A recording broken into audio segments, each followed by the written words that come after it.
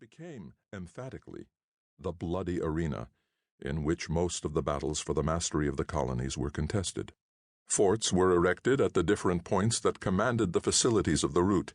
and were taken and retaken, razed and rebuilt, as victory alighted on the hostile banners. While the husbandman shrank back from the dangerous passes within the safer boundaries of the more ancient settlements, armies larger than those that had often disposed of the scepters of the mother countries were seen to bury themselves in these forests, whence they rarely returned but in skeleton bands that were haggard with care or dejected by defeat. Though the arts of peace were unknown to this fatal region, its forests were alive with men. Its shades and glens rang with the sounds of martial music, and the echoes of its mountains threw back the laugh or repeated the wanton cry of many a gallant and reckless youth as he hurried by them in the noontide of his spirits to slumber in the long night of forgetfulness. It was in this scene of strife and bloodshed that the incidents we shall attempt to relate occurred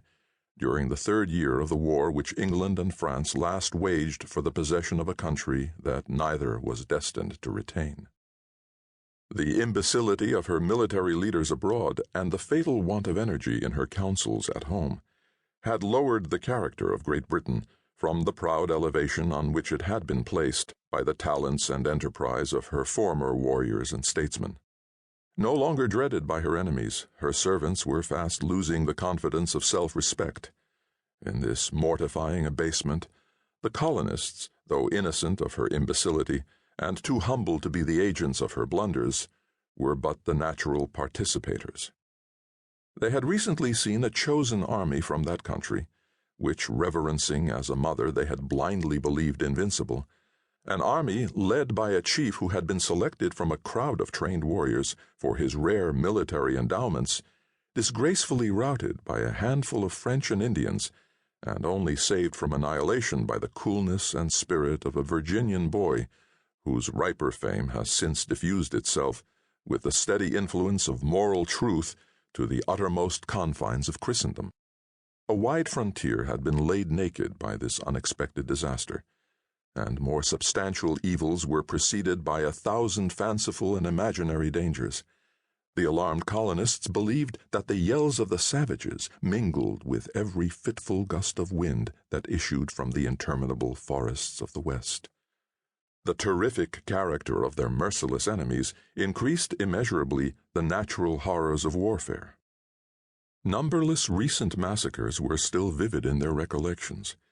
nor was there any ear in the provinces so deaf as not to have drunk in with avidity the narrative of some fearful tale of midnight murder in which the natives of the forest were the principal and barbarous actors. As the credulous and excited traveler related the hazardous chances of the wilderness, the blood of the timid curdled with terror, and mothers cast anxious glances even at those children which slumbered within the security of the largest towns. In short, the magnifying influence of fear began to set at naught the calculations of reason, and to render those who should have remembered their manhood the slaves of the basest of passions. Even the most confident and the stoutest hearts began to think the issue of the contest was becoming doubtful, and the abject class was hourly increasing in numbers, who thought they foresaw all the possessions of the English crown in America subdued by their Christian foes, or laid waste by the inroads of their relentless allies. When, therefore, intelligence was received at the fort, which covered the southern termination of the portage between the Hudson and the lakes, that Montcalm had been seen moving up the Champlain with an army numerous as the leaves on the trees, its truth was admitted with more of the craven reluctance of fear than with the stern joy that a warrior should feel in finding an enemy within reach of his blow. The news had been brought, towards the decline of a day in midsummer, by an Indian runner who also bore an urgent request from Monroe, the commander of a work on the shore of the Holy Lake, for a speedy and powerful reinforcement. It has already been mentioned that the distance between these two posts was less than 5 leagues. The rude path which originally formed their line of communication had been widened for the